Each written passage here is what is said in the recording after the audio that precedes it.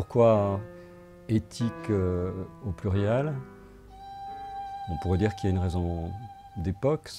La question de l'éthique, c'est une question qu'on pose beaucoup à la littérature de nos jours, mais on lui pose malgré elle, si je peux dire. Alors que chez Michaud, il y a un souci éthique depuis le début de son œuvre, qui est devenu de plus en plus explicite, enfin, particulièrement dans un livre comme Poteau d'angle, dont la version définitive est parue en 1981, qui est un livre tout entier fait de préceptes. Pour autant, je ne le rattacherai pas à la morale, parce que ce sont des préceptes adressés à soi-même, qui impliquent donc déjà une division première de Michaud, une sorte d'espace entre lui et lui, un espace déjà qui l'arpente dans des injonctions qu'il se fait à lui-même, comme s'il s'agissait de se rejoindre, mais aussi de se disjoindre à chaque question. Donc l'intérêt de Michaud pour l'éthique, c'est un intérêt pour les formes de vie, pour celles qu'on a sacrifiées, c'est un mot qu'il emploie souvent, et qui pourtant demeurent comme ce qu'il appelle souvent des personnalités secondaires. Ces personnalités secondaires, elles sont plus ou moins cachées, mais elles sont toujours présentes, et on les rencontre dans toutes sortes de chocs, d'investigations, d'expériences, qui peuvent être aussi bien plastiques. Il y a des personnalités secondaires qui sortent de l'encre, qui sortent du pinceau. Il y en a bien sûr qui surgissent des hallucinogènes, des psychotropes. Il y en a qui tout simplement procèdent de l'expérience quotidienne de la nuit et de l'être endormi qui se fait jour, qui est un être à part entière avec une personnalité complète. Michaud est apparu comme un arpenteur de formes de vie qui sont très souvent conflictuelles aussi, entre lesquelles il y a des rapports de force. Plus particulièrement, je me suis intéressé en fait au rapport du moi éveillé au moi endormi, et à cette question qui préoccupe beaucoup Michaud, de savoir quel genre de communication est-ce que nous avons avec des êtres qui sont comme refoulés en nous. Et il ne s'agit ni d'une synthèse chez Michaud, ni d'une disjonction absolue, mais il y a des tentatives, en fait, pour entrer en communication avec, comme dit Pachet, ce qui est si lointain qu'on ne le reconnaît pas comme soi. Hein. Donc, les passages, les tentatives pour se mettre à l'écoute, en fait, des formes de vie et des personnalités secondaires, c'est toute une part du travail de Michaud, de son travail littéraire si on veut, mais qui est surtout un travail d'investigation et d'exploration.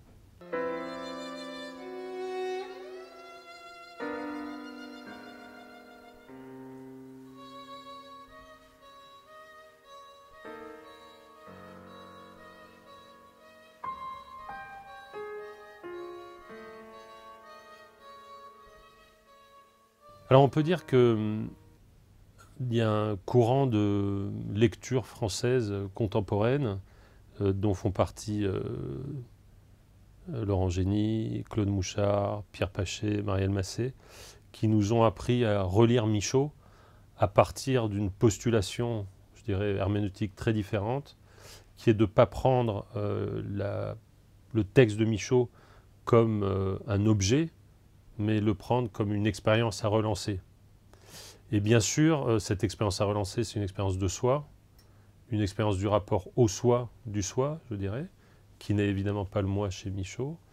Et ce type de lecture engage de manière très forte, me semble-t-il, le rapport à ce que Laurent Génie a voulu appeler les éthiques de Michaud.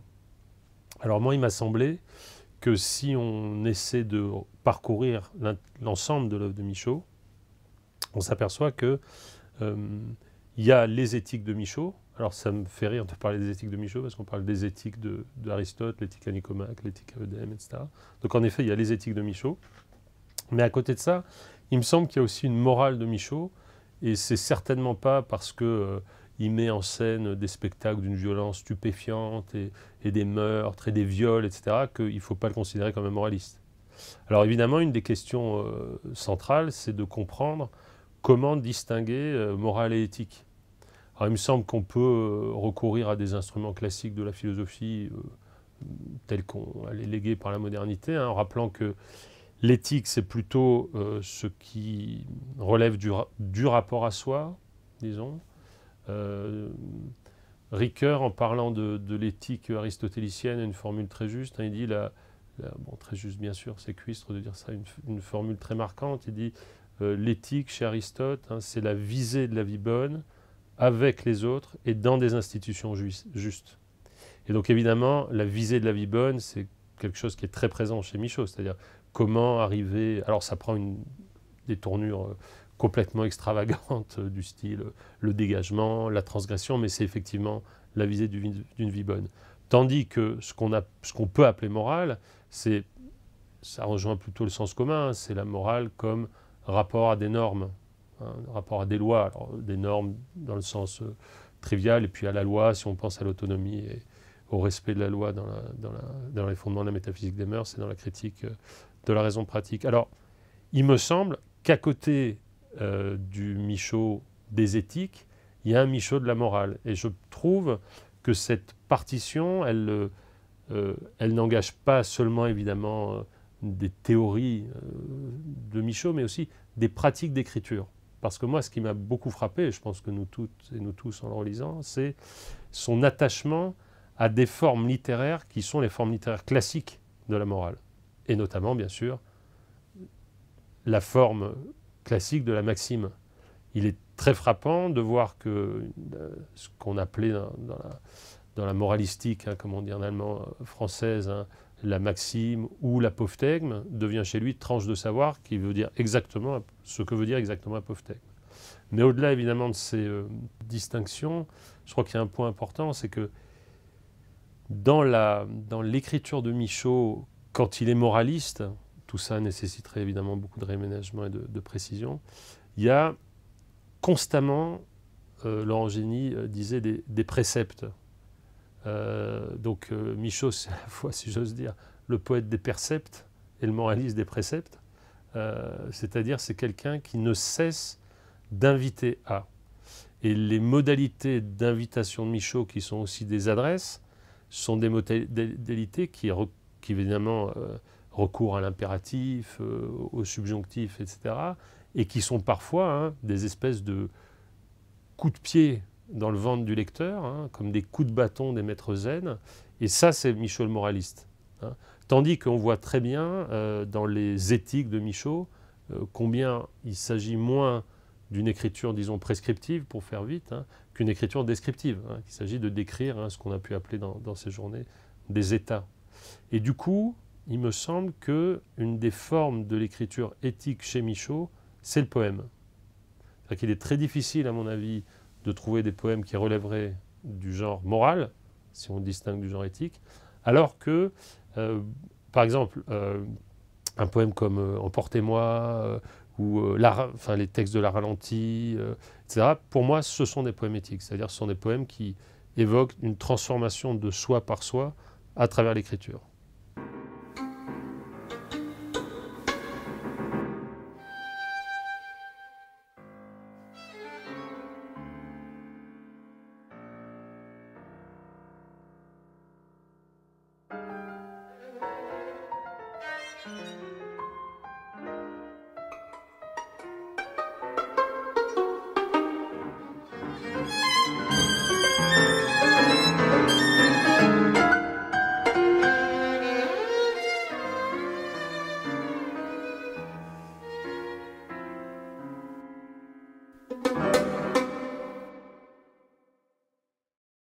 En fait, dans mon cas, la force de l'interrogation éthique de la poésie de Michaux, je ne l'ai pas d'emblée logée dans la façon dont Michaux réfléchit au rapport à soi, mais plutôt dans la façon dont Michaud réfléchit ou complique ou aggrave le rapport aux autres. Et j'ai eu l'impression que c'était une poésie dont la lecture aussi souvent heurte, ébranle, éprouve, parce qu'elle endosse, elle assume complètement la difficulté de la différence, en fait. La difficulté qu'il y a à avoir affaire à une autre forme de vie, à une autre tenue dans l'être. Et c'est cette façon de savoir, de considérer que la rencontre avec quelque chose de différent, avec quelqu'un de tout autre, ne laisse jamais indemne. C'est cette chose-là qui m'a happée, disons, chez Michaud. Et je l'ai vu beaucoup dans toute une série de duels qui sont organisés par les poésies de Michaud, et notamment des duels entre espèces animales, qui sont comme des allégories de la rencontre, en fait. Le duel, par exemple, entre le singe et le cheval, dans Le Barbare en Asie, qui vient figurer de façon très explicite aussi l'équivalent de la rencontre entre l'hindou et le musulman, et Michaud assume totalement l'analogie entre ces formes de guerre, entre formes de vie, de rencontres difficiles, agoniques, entre des styles d'être, entre des façons de se tenir dans le monde, que ce soit dans le règne animal ou dans l'ordre de la culture. Et il y a cette manière d'organiser des duels, comme si justement toute la tâche morale, c'était d'avoir affaire à quelque chose de tout autre que soi, et de pas faire le malin avec la différence, en fait, de la recevoir comme de recevoir la rencontre avec une autre vie comme une sorte de coup en plein cœur. Il y a cette figure du gong qui est très présente chez Michaud. Donc voilà, j'ai été très frappée par ça, par tous les duels qui sont organisés dans la poésie de Michaud et qui m'ont paru désigner la tâche morale, justement, comme celle qui consiste à habiter vraiment la difficulté de la différence. Et en fait, ces guerres entre formes de vie, ces guerres de mode d'être, ils se retrouvent aussi évidemment dans le dedans de Michaud. C'est-à-dire que le fait que la vie se débatte entre des propositions, entre des valeurs, entre des tenues différentes, que si l'on est l'un, c'est que l'on n'est pas l'autre.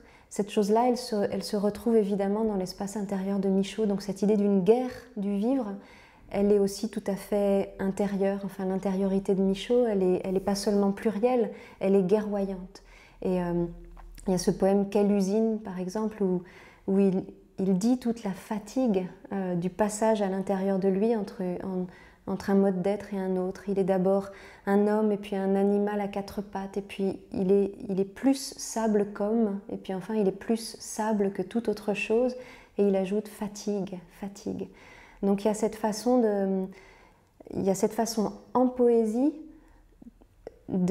d'acquiescer à la tâche de vivre la différence, que je trouve très, très forte et très dérangeante aussi, parce que pour le lecteur, c'est aussi une tâche qui nous est adressée, en fait, et on s'identifie aux colères de Michaud, aux difficultés de Michaud, on reçoit ça comme une secousse, enfin, à la fois on ne peut pas tout à fait s'identifier, parce que comment s'identifier à quelqu'un qui dit « je suis plus sable comme » ou « je suis nez troué », et pourtant on s'identifie, donc on reçoit cette colère, on reçoit cet ébranlement, comme de façon un peu latérale.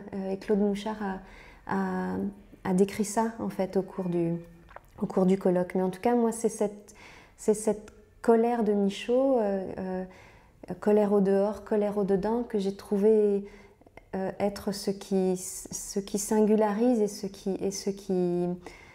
qui singularise son éthique, la tâche éthique qu'il se formule, et ce qui lui donne sa gravité, son sérieux aussi.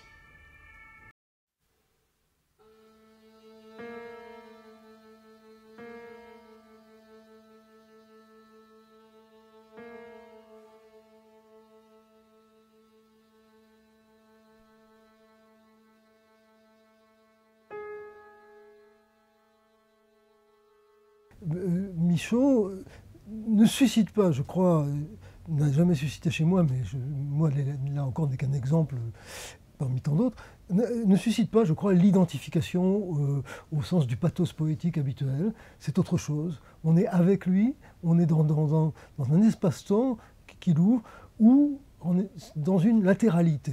Je crois qu'il y a un avec Michaud, un à côté de Michaud. On vit, on sent, on pense avec lui, par moments. On se laisse interrompre par lui aussi. Là où on croyait dans son propre mouvement, quelque chose vous suspend, vous met en suspens et vous permet peut-être de vous réorienter, de mettre en cause vos propres orientations.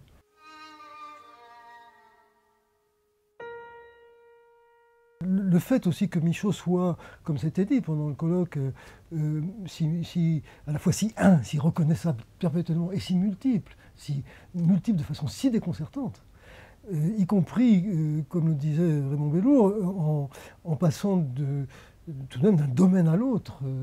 Vous l'avez tous dit, à beaucoup de moments, en passant d'un domaine à l'autre, d'une région d'écriture, de pensée, d'activité, pourrait-on dire, parce que c'est aussi d'activité qu'il s'agit.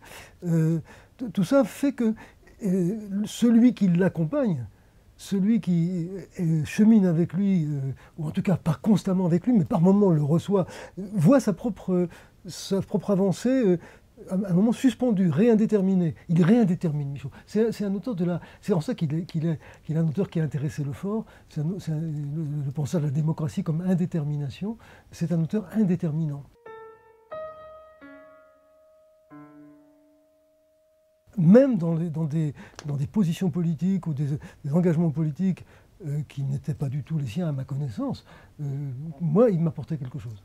Et je voudrais terminer tout de même en disant, même dans la vie, dans l'existence, je pense que cette capacité d'interruption qui est celle de Michaud, de latéralisation, d'accompagnement et d'interruption, de soulèvement de l'autre, pour moi, aujourd'hui, est infiniment précieuse, y compris dans des expériences vécues, des situations qui mêlent l'écriture et l'existence, par exemple en vivant, en parlant, en essayant d'écrire avec, à partir de quelqu'un d'autre qui est à côté de moi aussi, c'est-à-dire un immigré, un sans-papier, un type qui n'avait pas de place et qui a une place.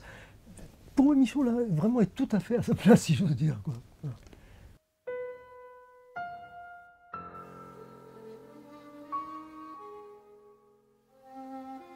Alors Michaud n'a pas parlé de l'idiotie en tant que telle, et il n'emploie pas l'expression l'idiot intérieur, mais il me semble que dans son œuvre, de façon continue, il y a une attention à ce qui relève des formes de simplicité, de naïveté, souvent comiques, burlesques, par exemple avec notre ami Chaplin, tout de suite dans la filiation du dadaïsme, et puis bien sûr avec le personnage de Plume, qui est idiot, en ce sens qu'il est léger, étourdi, inadapté. Et je pense que ce terme d'inadapté rend bien compte de ce rapport premier de Michaud à l'idiotie. Être inadapté, c'est ne pas se conformer, garder une part d'idiosyncrasie. Et c'est avec cette part-ci qu'il ne faut jamais laisser dominer qu'on peut créer et éprouver sa liberté.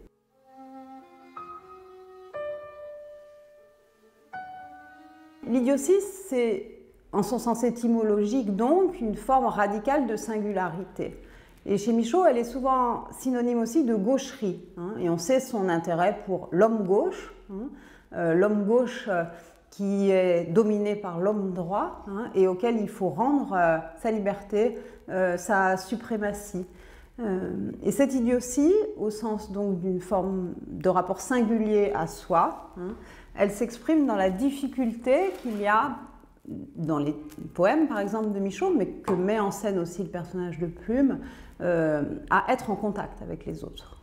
Et il me semble qu'il y a une réversibilité de deux tendances qui se retournent l'une contre l'autre, le contact agressif ou au contraire le retrait absolu. Et dans les deux cas, on a affaire à des comportements qui peuvent paraître comiques, décalés, inadaptés, arracher les têtes, ou au contraire rester replié sur son moi intérieur.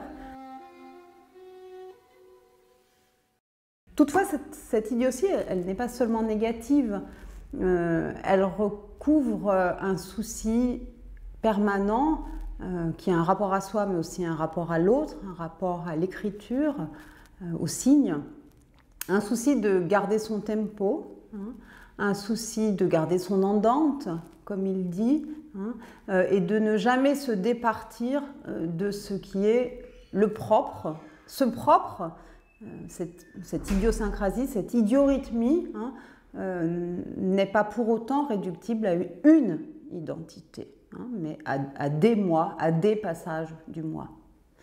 Donc cet idiot intérieur, hein, c'est celui qui garde sa force d'inadaptation, que Michaud retrouvera par exemple aussi dans les commentaires. Je dis commentaires parce que ce ne sont pas vraiment des descriptions, dans les commentaires qu'il fait des dessins, hein, où on a des mises en œuvre, hein, d'un rapport qui est bordé, lui, par la folie, par l'aliénation, mais une folie qui n'est jamais pensée selon une inflexion romantique.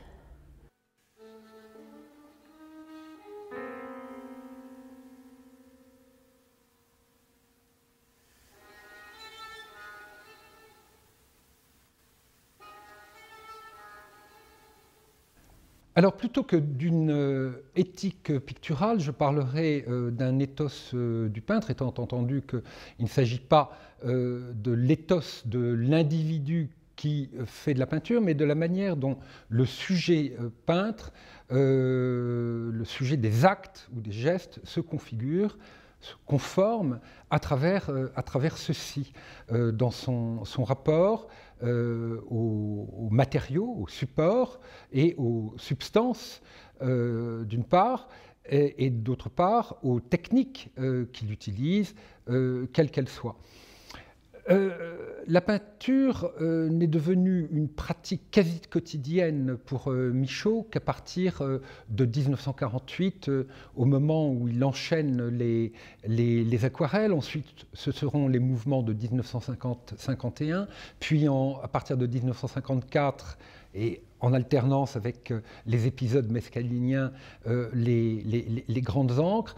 Et c'est dans cette quotidienneté, cette itération, mais affrontant toujours des matériaux et des techniques différentes, que peut véritablement se donner à voir le sujet peintre.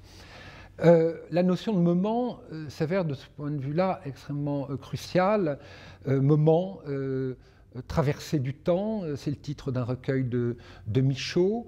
Il détermine lui-même les différentes pièces qui forment son œuvre picturale comme des moments, c'est pourquoi d'ailleurs il ne veut pas leur donner de titre. Ce sont comme autant de nœuds, ces dessins, ces peintures, sur cette corde dont il dit qu'elle figure le fil de la vie. Mais c'est un fil toujours très tordu, un fil labyrinthique, à l'image de cette ligne continue qu'il trace sans lever de la main en 1927 pour le dessin publié en hommage à Léon-Paul Fargue dans les Feuilles libres.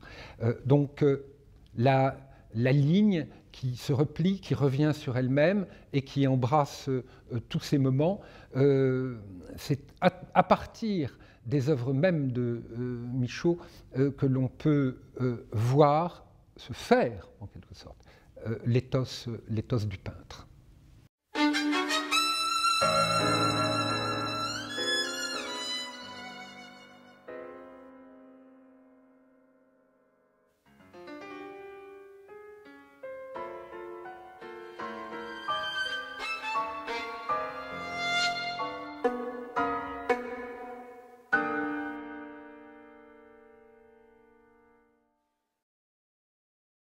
Il y a une question générale dont on pourrait parler, qui est cette question qui me tient beaucoup à cœur des rapports de la prose et de la poésie chez Michaud, par exemple, puisque je me suis toujours refusé à ce qu'on qualifie Michaud, comme lui-même d'ailleurs l'a souvent refusé, strictement de poète au sens traditionnel du terme. Mais à une problématique aussi large, j'aimerais bien au fond définir Michaud par un événement d'actualité. Il vient de paraître chez Gallimard, dans la collection blanche, celle dans laquelle Michaud a été si longtemps publié. Un petit volume, mais pas si petit que ça, de lettres d'Henri Michaud, conçu par l'écrivain et critique belge Jean-Luc Outers, et qui s'appelle « Donc c'est non ». Ces mots sont une des formulations par lesquelles Michaud, dans une des lettres qui est réunie dans ce petit volume, émettait son refus de participer aux multiples événements auxquels un écrivain peut se voir confronté au cours de sa vie, c'est-à-dire donner un entretien, écrire une préface, apparaître ou à la radio ou à la télévision, accepter un prix littéraire, etc. Et Michaud a très tôt, et c'est ça qui est quand même le plus étonnant, c'est que très très jeune, pratiquement dès qu'il a eu un tout petit peu de notoriété, je veux dire à l'époque, même dès les années 20 pratiquement, il s'est très tôt refusé à toute forme d'autopublicité par ces moyens qui auraient supposé un assujettissement quelconque à la relation sociale ordinaire, disons, de l'écrivain ou du cinéaste ou de l'artiste qui commente ce qu'il fait à destination d'un public plus large. Il y avait une formule de Michaud qui m'a toujours beaucoup plu à propos de je ne sais quel livre. C'était, il y a déjà... Ah oui, c'est à propos de son refus d'entrer dans le livre de poche. Quand il dit, il y a déjà 2000 imbéciles qui me lisent, je ne tiens pas à en avoir 20 000. Ce qui est extraordinaire quand même quand on y pense, que quelqu'un puisse réagir comme ça. Et donc dans ce livre, on voit Michaud, texte après texte, lettre après lettre, refuser tel prix littéraire, telle demande d'entretien. Alors, c'est pas dire que Michaud a fini par refuser tous les entretiens. Il a quand même, par exemple, fini par accepter que pour le livre de Robert Bréchon, dans la bibliothèque idéale, il y a un long entretien très argumenté qui a servi de base à tous ceux qui ont écrit sur Michaud depuis. Bon, mais disons que c'était un cas un peu exceptionnel et qu'il l'a fait sans doute un peu à son corps défendant, mais dans l'intérêt d'un livre auquel il accorde lui-même quand même une certaine importance pour l'avoir fait. Mais de façon générale, je veux dire, ces lettres en témoignent une après l'autre. Ce qui est extraordinaire, c'est l'obstination avec laquelle il avait même demandé à René Berthollet, qui a été son éditeur, son ami, on peut dire, et tout, de mettre au point une formule automatique par laquelle il pouvait répondre sans avoir à trouver une nouvelle formulation pour arriver à dire donc c'est non.